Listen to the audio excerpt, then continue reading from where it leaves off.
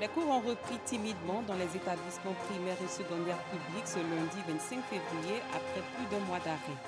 La commission électorale nigériane a inauguré hier le démarrage officiel de la collecte des résultats de la présidentielle de samedi.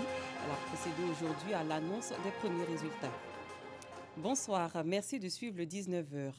Après plus d'un mois d'arrêt, les cours ont repris timidement aujourd'hui dans les établissements primaires et secondaires. Les enseignants du primaire et du secondaire observent une grève depuis le 22 janvier dernier. Un cadre de dialogue a même été ouvert par le gouvernement afin de trouver une issue favorable à cette crise. Nous Sangaré, Clément Boko. Lundi 25 février, nous sommes au lycée moderne d'Angré. Dans cet établissement secondaire situé dans la commune de Cocody, l'heure est à la composition. Les élèves des classes de 3e et terminale sont en examen blanc. Pas d'interview de la part des responsables du dit lycée. Les élèves des autres classes sont priés de rentrer chez eux. J'ai constaté qu'il y avait un examen blanc. Les élèves de la 3e et de la terminale ont un examen blanc. Donc on nous a demandé de partir, qu'il n'y a pas cours qu'on revient le 4 mars. Autre établissement, autre décor. Toujours dans la commune de Cocody, mais cette fois à l'EPP de Plateau Nord. Salle de classe fermée, point d'enseignants. Aujourd'hui, on est venu à l'école, il n'y avait pas cours. La directrice est venue, on lui a demandé, elle n'a pas répondu. Elle n'a pas parlé, donc on n'a pas eu couché. Tout le monde est parti à la maison. Au lycée moderne Djedji Amondi Pierre, dans la commune d'Adjamé, forte présence des élèves. Ici, les cours reprennent timidement, même si 60% des enseignants ont déserté les salles de classe. Ce matin, jusqu'à 8 h, on avait environ 40% de professeurs qui font cours. En fait, les professeurs non prévus de nos cours.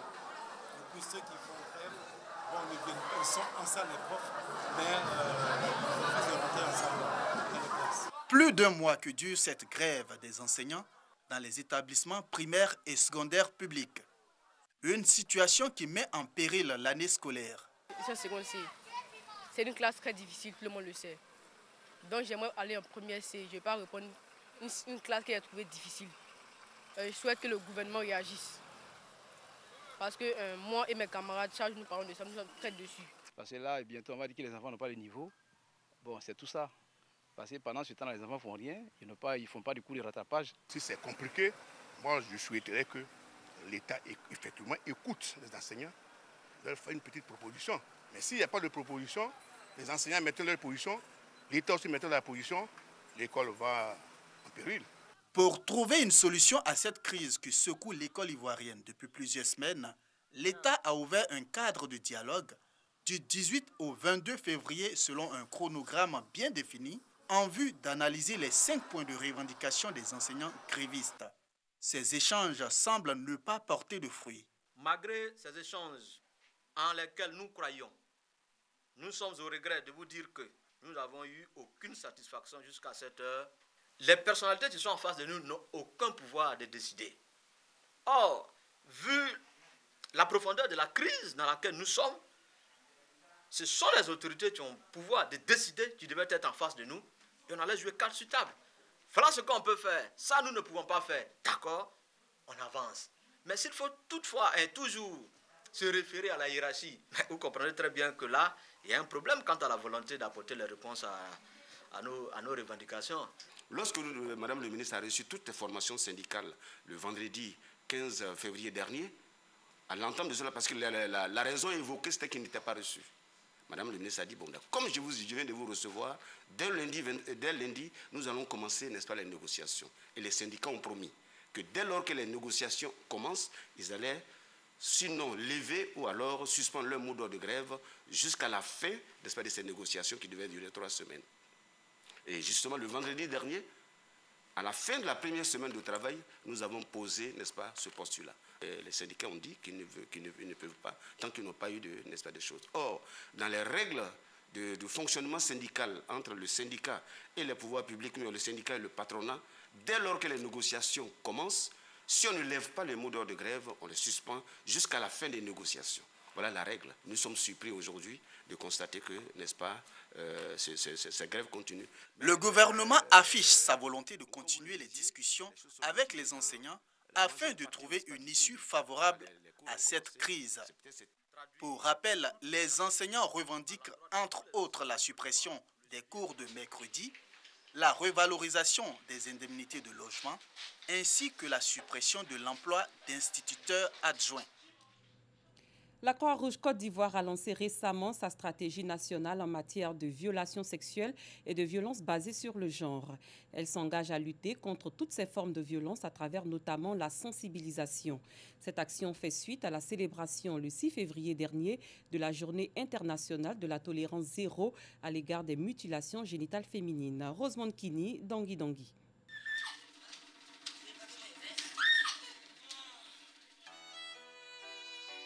La violence à l'égard des femmes et des filles est l'une des violations des droits fondamentaux les plus fréquentes dans le monde. En Côte d'Ivoire, le taux de prévalence des mutilations génitales féminines, qui est également une forme de violation, est de 36%, selon le ministère de la Femme, de la Protection de l'Enfant et de la Solidarité. La Croix-Rouge de Côte d'Ivoire, CRCI, s'engage dans cette lutte. En 2015, la 32e conférence internationale qui réunit les sociétés nationales et les pays signataires de la Convention de Genève.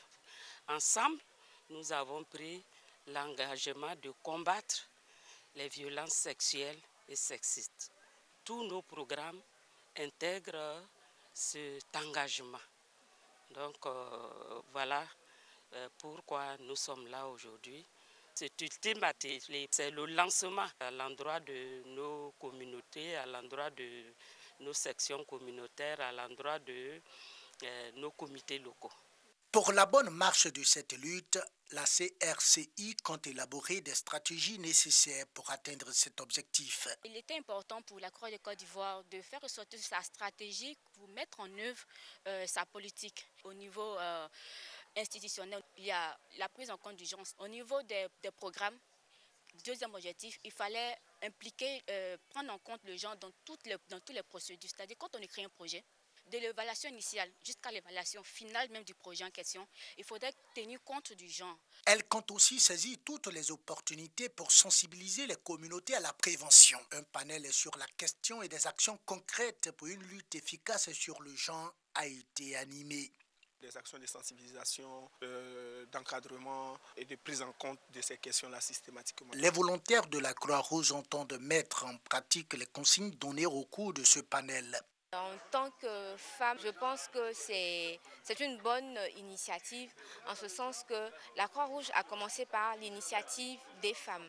Lorsqu'il y a eu la bataille de Solferino, les hommes étant sur le champ de bataille, ce sont les femmes qui ont aidé pour l'organisation des secours. Et donc si la Croix-Rouge accorde un point d'honneur à la condition des femmes et veut œuvrer pour la prise en compte et le rétablissement d'un certain équilibre au niveau du fonctionnement et de ces actions, c'est une action à encourager. Nous allons aller sur le terrain, nous allons sensibiliser sur les violences basées sur les genres et impacter sur les responsables communautaires pour qu'ils puissent directement parler aux communautés et avoir l'œil sur le suivi de ce que nous aurons à leur donner. Parce qu'après, nous serons partis, mais eux, ils sont plus écoutés dans leur communauté. Fondée en 1960, la Croix-Rouge est reconnue comme une association d'utilité publique, auxiliaire des pouvoirs publics dans le domaine humanitaire. Soucieuse des violations sexuelles et violences basées sur le genre, elle s'est penchée sur la question du genre depuis 2015. Le stade olympique de San Pedro devrait sortir de terre dans 24 mois. Cette infrastructure de 20 000 places doit accueillir la Coupe d'Afrique des Nations de football 2023 qui se tiendra ici en Côte d'Ivoire. Coût de l'ouvrage, plus de 41 milliards de francs CFA. Les travaux de construction de ce stade ont été lancés samedi dernier par le ministre des Sports dans Paulin Claude. Sam Konon. Voici ce à quoi va ressembler le stade olympique de San Pedro une fois sorti de terre. Le ministre des Sports, Paulin Claude, a procédé ce jour au lancement des travaux de construction du stade olympique de San Pedro, en présence de personnalités politiques et surtout sportives, dont l'ancien capitaine des éléphants, Didier Drogba, le maire de San Pedro, tout en se félicitant du choix de sa commune pour abriter ce stade olympique, a décidé de participer au développement du sport dans sa cité en construisant une école de football. Pour le conseiller commercial représentant l'ambassadeur de Chine en Côte d'Ivoire, la construction de ce stade matérialise une fois de plus les relations bilatérales entre les deux pays.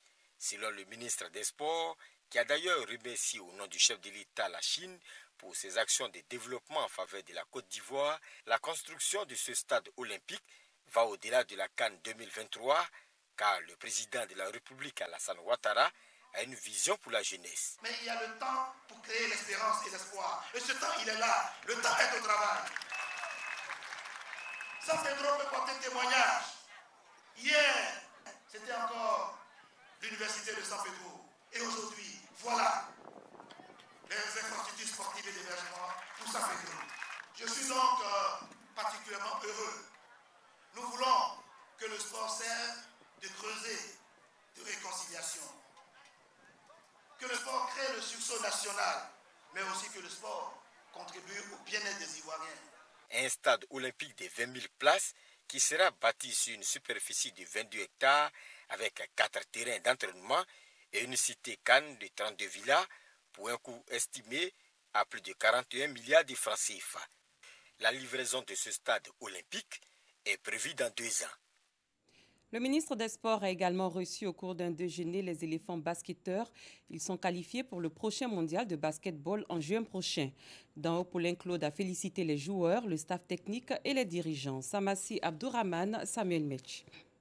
Le ministre des Sports, dans Paulin Claude, a reçu les éléphants basketteurs à déjeuner suite à leur qualification pour la Coupe du Monde. Que de sacrifices pour l'atteinte de ce résultat reluisant pour la Côte d'Ivoire. La Côte d'Ivoire reste l'un des meilleurs talents au basket d'Afrique. Donc je pense que si on travaille sur la continuité, on peut vraiment créer une opportunité pour les jeunes, la jeune génération et donner une nouvelle image au basket ivoirien mondialement. C'est avec beaucoup de satisfaction que le ministre, au nom de l'ensemble du gouvernement, accueille les athlètes. Bien que satisfait, il a demandé aux dirigeants du basketball ivoirien d'être efficaces dans la préparation des compétitions. Moi, je suis impressionné parce que c'est la première fois que j'assiste à une phase de qualification parce que je n'étais pas le ministre des Sports. Mais je suis impressionné par vos performances, impressionné par votre engagement. Donc, je suis en position de force pour faire un plaidoyer, pour avoir les moyens pour vous accompagner. Mais, il y aura toujours un mais. Il faut que les encadreurs, ceux qui ont la charge du basket en Côte d'Ivoire, aient de l'anticipation, de la prévision efficace. Parce que si vous ne faites pas une prévision efficace, que la prévision est large et ouverte et qu'elle est disproportionnée, vous n'aurez pas les moyens pour faire face. On n'a pas les moyens pour faire face. Donc, moi-même, dans la dépense publique, on me demande de faire attention. C'est pour cela que j'ai demandé qu'on me ressorte les annexes financières et on va regarder ce qui est vraiment impératif, nécessaire pour que vous ayez le meilleur encadrement possible. Après Turquie 2010, l'équipe nationale de basketball sera en Chine pour les phases finales de la Coupe du Monde avec des arguments solides pour titiller les grandes nations en faisant retentir la biganaise. Ailleurs au Nigeria, la Commission électorale nationale INEC a commencé à proclamer les premiers résultats de l'élection présidentielle. La course s'annonce particulièrement serrée entre les deux principaux candidats. Si 73 candidats étaient en lice pour la fonction suprême, tout se joue entre le chef de l'État sortant Muhammadu Buhari pour le Congrès des progressistes APC et l'opposant et ancien vice-président Atiku Abubakar du Parti populaire démocratique PDP. Fin de cette édition, merci de votre attention. Très bonne soirée, je vous retrouve demain.